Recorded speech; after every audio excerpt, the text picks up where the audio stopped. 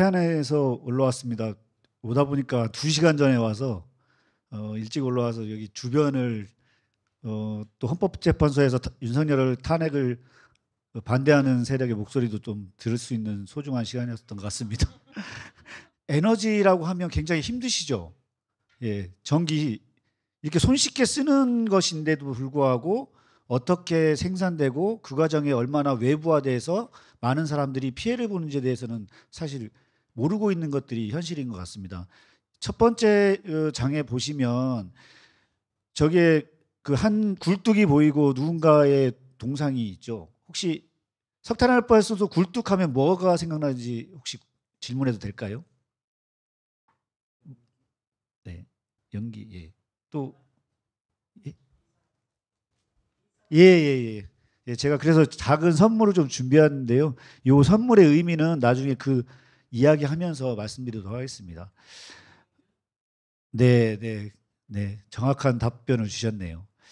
사실 발전소의 노동이라는 것들이 알려지게 된 게 바로 전기를 생산하는 공기업 그리고 그 안에 있는 사람들은 다 좋은 일자리에서 안정적으로 일하고 깨끗한 환경에서 일할 거라고 생각했지만 김영균의 죽음을 통해서 우리는 얼마나 많은 노동이 열악했고 그 과정에 폭력적인 방식으로 이 전기를 생산하는 과정들을 드러내는 사건 중에 하나가 바로 김영균의 죽음이었습니다.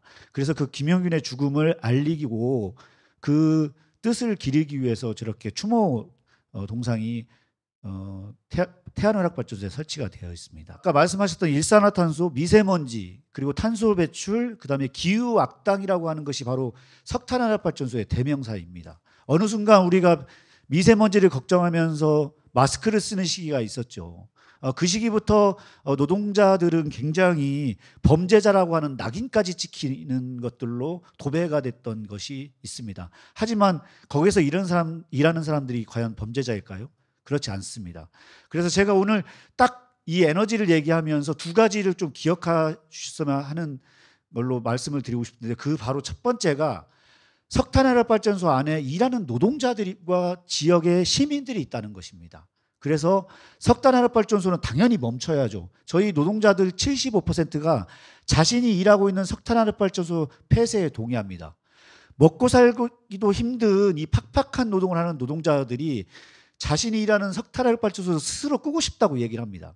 그만큼 이 기후재앙과 이 지구가 아프다는 것들을 그들도 느끼고 있다는 거죠. 그렇지만 그들의 삶까지 폐쇄할 수 없다는 것들이 이 광장의 구호이기도 합니다. 그래서 우리가 얘기하고 싶은 것이 바로 일하고 싶다입니다. 일을 해야죠. 그래야 우리 가족도 먹여 살리고 행복한 삶을 노동을 통해서 우리가 영위할 수 있는데 그렇지 못하기 때문에 그러면 이런 문제들을 해결하기 위해서는 과연 어떻게 할까라고 했을 때 저는 하청업체에 고용되어 있습니다. 26년 동안 하청업체에서 일을 했고요. 하청업체에 갔죠. 이제 발전소를 폐쇄해야 되니까 어떻게 했으면 좋겠습니까? 그랬더니 발전소 폐쇄하면은 해고시킬 거야. 우리도 어떻게 할 수가 없어. 그러니까 원청인 발전사에 가서 얘기해. 이렇게 얘기했습니다. 그래서 발전사를 찾아갔습니다. 그랬더니 발전사가 이렇게 얘기합니다. 내가 너의 사장이 아닌데 왜 나한테 와서 이야기를 하냐. 나도 너희들을 그냥 돈 주고 고용했을 뿐인 거다라고 이야기를 합니다. 그러니 이 발전소는 국가 정책으로 폐쇄하니 윤석열 정부에 가서 이야기를 하고 합니다. 그래서 윤석열 정부에 찾아갔습니다. 그랬더니 윤석열 정부가 얘기한 게 바로 저희는 오히려 더 폭력적인 방식의 언어를 들었습니다. 재취업, 재교육이라고 하는 명목으로 취업을 알선해 주겠다. 근데 그 취업 자리가 어떤 자리였냐면 바로 옆에 있는 아이스크림 공장을 가라. 예. 전기를 생산하는 노동자한테 그나마 그 지역에서 취업을 할 수 있는 게 아이스크림 공장이었던 겁니다. 이게 바로 국가의 폭력이었던 것을 우리는 윤석열 정부를 통해서 체감을 했습니다. 다음 페이지에 보시면 직면한 노동자입니다. 해고에 직면한 노동자가 무려 8,418명입니다.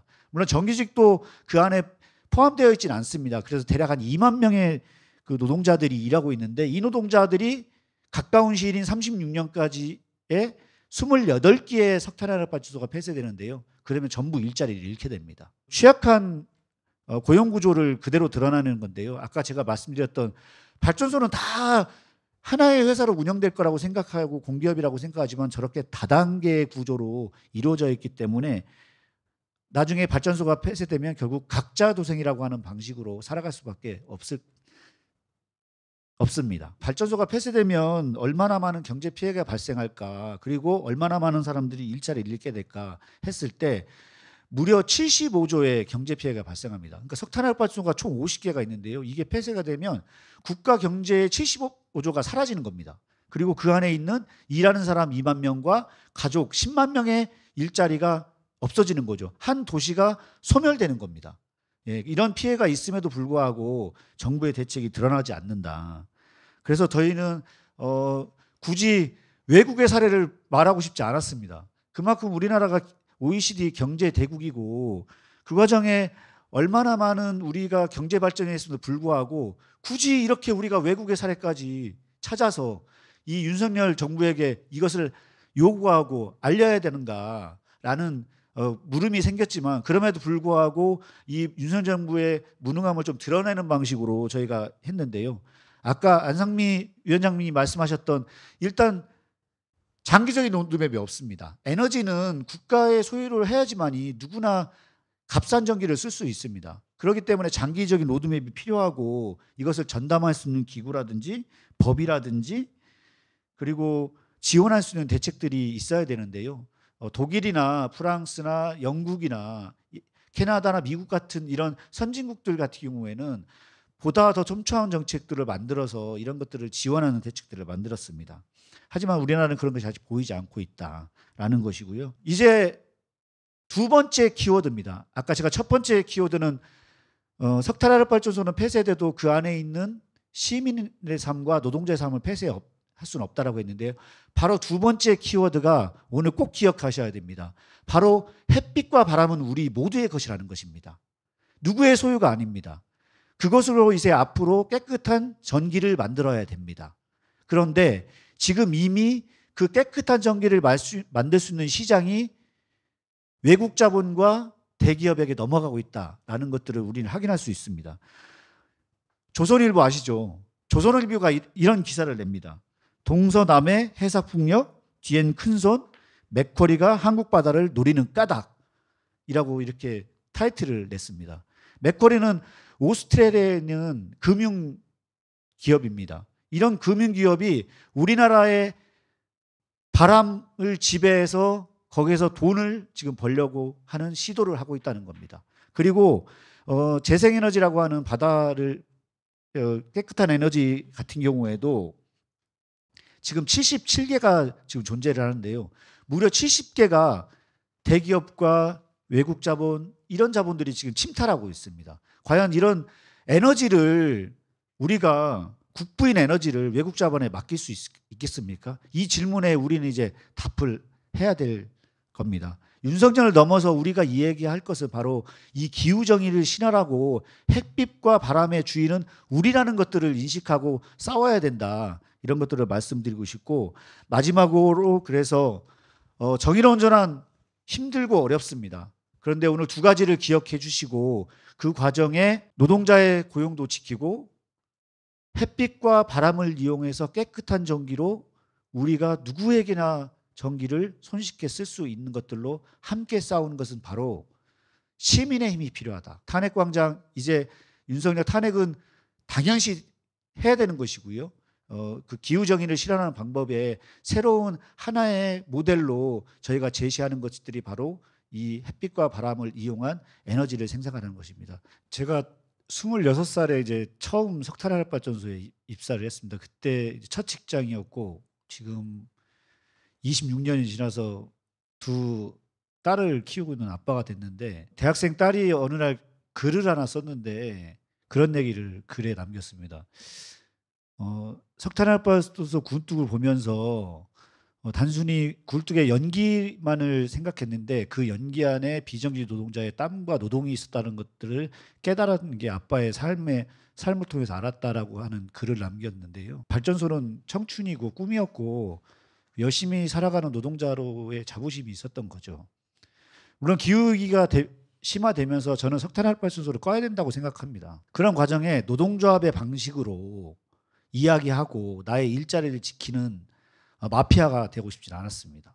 그렇기 때문에 연대를 넘어서 같이 싸움할 수 있는 목소리가 더 필요했고, 그 목소리는 바로 기후 활동가, 그리고 많은 환경단체의 사람들, 그리고 진보 정당들이 있었던 거죠. 녹색당도 그 하나의 방법이 아니라 어쨌든 같이 싸움을 해주길 바랬습니다. 그래서 오히려 그들과 먼저 손을 내밀었고, 그들의 표현 방식, 이 활동가들이 우리가 노동자의 일자리를 지키는 방식이 아니라 그들이 이야기하는 목소리들이 훨씬 더 설득력을 많이 발휘를 했고, 지금도 그렇게 투쟁을 하고 있습니다. 앞으로 우리가 꿈꾸는 세상을 계속 얘기하는데, 이 세상은 이제 많이 아프고, 에너지를 통해서 뭐 윤석열이 말하는 대왕고래 프로젝트도 있고, 원전을 확대하는 정책, 이런 것들이 결국은 우리 모두의 삶을 피폐해지게 만들 것인 것은 분명합니다.